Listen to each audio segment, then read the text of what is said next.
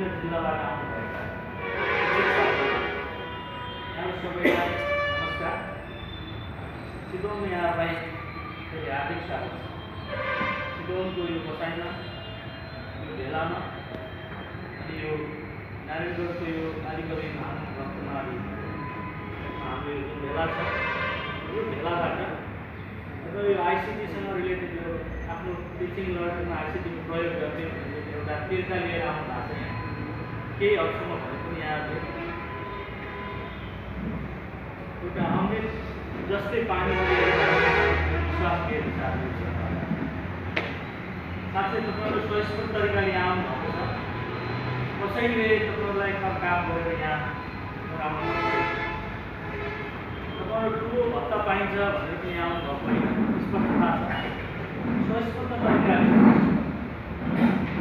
तपाईँहरूले अब चाहिँ हामी यो आइसिटीको बारेमा केही कुरा हामीले ज्ञान नलिनु हो भने हामी आफ्नो पेसामा पछि पर्छौँ है भन्ने जुन हुटुटी तपाईँहरूमा भयो, त्यही हुटुटी तपाईँलाई यहाँ गराएर ल्याएको छ। असाध्यै राम्रो कुरा हो। म यसै सम्बन्धमा केही कुराहरू गर्न चाहन्छु। म अगाडि पूर्ववर्ती साथीहरूले पनि धेरै कुराहरू राखिसक्नु भएको छ आइसिटीको बारेमा। नेपाल सरकारले पनि खास गरी सामुदायिक विद्यालयहरूको लागि धेरै लगानी गरिसकेको छ। चितवन जिल्लामा मात्रै एउटा विद्यालयलाई 6.5 लाखको दरले आइसिटी ल्याबको लागि भनेर यो वर्ष यो 74,774,75 माथुकै स्कुलहरूलाई आर्थिक सहयोग गरेको छ। शिक्षा मन्त्रालय, शिक्षा विभाग सरकारले त्योभन्दा अघिल्लो वर्षहरूमा पनि 1.5 लाखको दरले धेरैवटा विद्यालयले पाइसकेको छ। मलाई लाग्छ आइसिटी ल्याबको लागि कम्तीमा पनि 1.5 लाख नपाउने माध्यमिक विद्यालय चितवनमा छैन होला। चितवनमा मात्रै हो भने यो सबै जिल्लामा यो खर्च गरेको होला। तर विडम्बना चितवन जिल्लाको मैले धेरै जसो स्कुलहरूमा हेर्दाखेरि अब मानव 20 टिचिङ स्टाफ हुनुहुन्छ भने मल्टिमिडिया प्रोजेक्टर, ल्याब छ, इन्टरनेटको प्रयोग गरेर शिक्षण सिकाइ क्रियाकलाप गर्ने शिक्षक साथीहरू 30 जना मुस्किलले 5 जना एभरेजमा मैले पाएँ। चितवन जिल्लाको स्थिति छ। यहाँको जिल्लामा के छ यहाँले भन्नुभयो। चितवन जसलाई काठमाडौँ उपत्यकापछिको असाध्यै राम्रो जिल्ला भनेर जिल्लाहरूमध्ये एउटा जिल्ला भनेर हेर्ने गरिन्छ, त्यो जिल्लामा यस्तो छ स्थिति। नेपाल सरकारको त्यत्रो लगानी खेर गइरहेको छ लागिरहेको छ। अब त्यो 1.5 लाख रुपियाँ कम्ती आयो भने पनि कम्तीमा पनि एउटा ल्यापटप, एउटा प्रोजेक्टर त त्यहाँ किन्न सकिहाल्यो। त्यति पैसा आयो। अब त्यो प्रोजेक्टरको व्यवस्था त सरकारले गरिदिएको छ विद्यालयमा। एकाध विद्यालयले अब त्यो बिल पेस गरेर चाहिँ त्यो गरेको होला, त्यस्तो पनि चितवनमा मैले सुनेको छु। त्यो राम्रो कुरा होइन।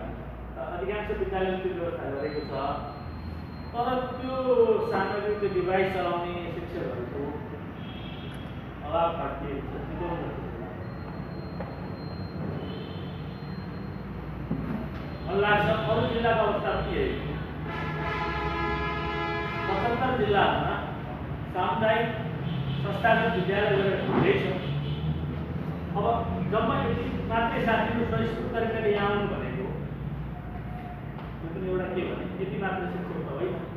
हामी 1% त के त्यो 0.1 मा पनि पर्दैन होला यति सङ्ख्या हरेक शिक्षकको।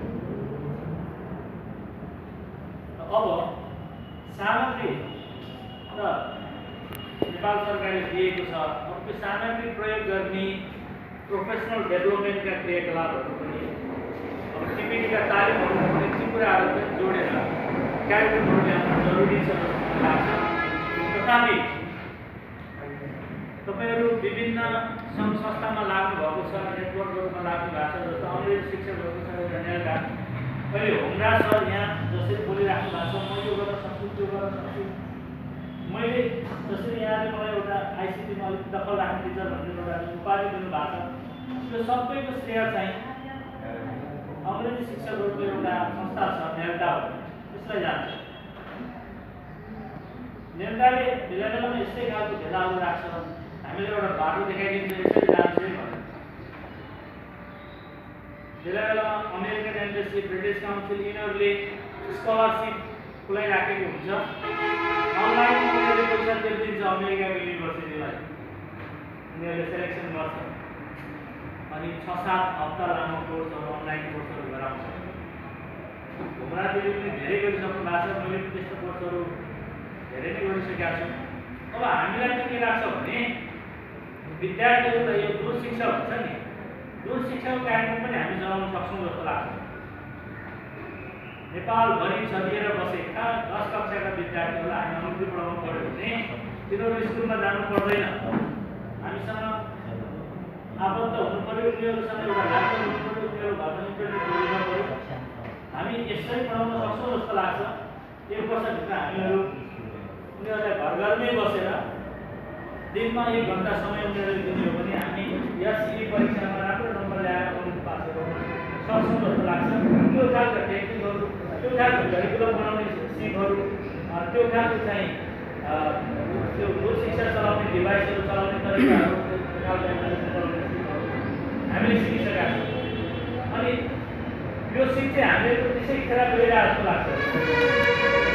त्यो प्रयोग गर्ने प्रयास गर्छु। विद्यार्थीहरू घरमा इन्टरनेट छैन, ल्यापटप छैन, कतिपय स्कुलहरूमा इन्टरनेट छैन, घरमा के कुरा गर्ने त्यो स्थिति छ। त्यसैले अब आइसिटीको कुराहरू गर्दै गर्दाखेरि पनि एउटा खतरा के हुन्छ भने खर्च चाहिँ आइसिटीमा अलिकति बढी नै हुन्छ। खर्च गर्ने, त्यसको उत्पादन चाहिँ राम्रो, रिजल्ट चाहिँ राम्रो आएन भने फेरि आइसिटी प्रति वितृष्णा पैदा हुन सक्छ। विद्यार्थी, अभिभावक, शिक्षक, अन्य शिक्षक साथीहरू जो आइसिटी अलिकति आफू आइसिटीमा त्यति आकर्षित छैन, आइसिटीको बारेमा अलिकति टिका टिप्पणी मैले देखिसकेका छु फेसबुकहरूमा। कतिपय बुझेकै साथीहरू, ट्रेनिङ सञ्चालन गरेर हेरेका साथीहरूले पनि यो महायज्ञ र चाहिँ आइसिटीको चाहिँ लहर त्यसरी हालिरहेको देखिरहेको छु। अब यस्ता खालको कुराहरू आइसिटीले विद्यार्थीलाई अल्छी बनाउँछ अरे नि, अल्छी बनाउँछ अरे भन्ने खालका कमेन्टहरू आइरहेको छ। हो, यसले अल्छी बनाउँछ, विद्यार्थीलाई सिकाइलाई खत्तमै बनाउँछ। तपाईँ PowerPoint presentation, PowerPoint स्लाइडमा अथवा प्रेजीमा तपाईँले स्लाइड बनाएर लानुहुन्छ, तपाईँ एउटा कुनामा बसेर रिमोट दिएर स्लाइडहरू बाबु नानी यो पढ्न सक्नुहुन्छ। विद्यार्थी उता सुतिरहेको छ, एकाध विद्यार्थी त्यो सिकाइ केन्द्रित त भएन, विद्यार्थी केन्द्रित सिकाइ त भएन। त्यसरी तपाईँले आइसिटी प्रयोग गर्नुभयो भने त्यो आइसिटीको एकदमै खतरनाक र खराब, सबभन्दा खराब हो। त्यस्तो चाहिँ नगरिदिनु होला।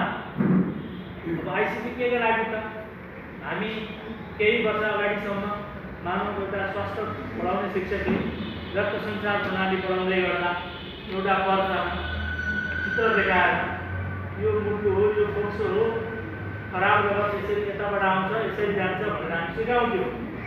अब त्यो अवस्था छैन।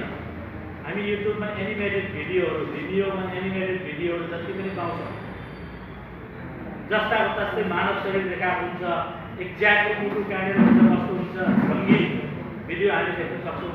मुटुले पम्पिङ कसरी गरिरहेछ, रगतहरू रक्तनलीबाट शरीरमा कसरी गइरहेछ, फर्केर कसरी आउँछ, त्यसलाई फोक्सोको अक्सिजनले कसरी सफा गर्छ भन्ने कुराहरू विद्यार्थीले साँच्चै हो कि जस्तो भिडियोमा चाहिँ देख्न पाउँछ।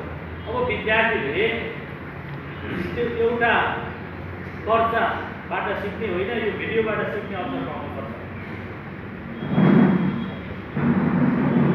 अङ्ग्रेजीमा त्यस्तै खालका डकुमेन्टहरू, त्यस्तै खालका एप्लिकेसनहरू जुन अनलाइनमा पनि प्रयोग गर्न सकिन्छ, अफलाइनमा पनि प्रयोग गर्न सकिन्छ। यहाँनिर इन्टरनेट भएको ठाउँमा, नभएको ठाउँमा, हमरा सरले भन्नु वास्ते बिजुली भएको ठाउँमा, नभएको ठाउँमा प्रयोग गर्न सकिने कुराहरू हामीले सिक्न जरुरी छ।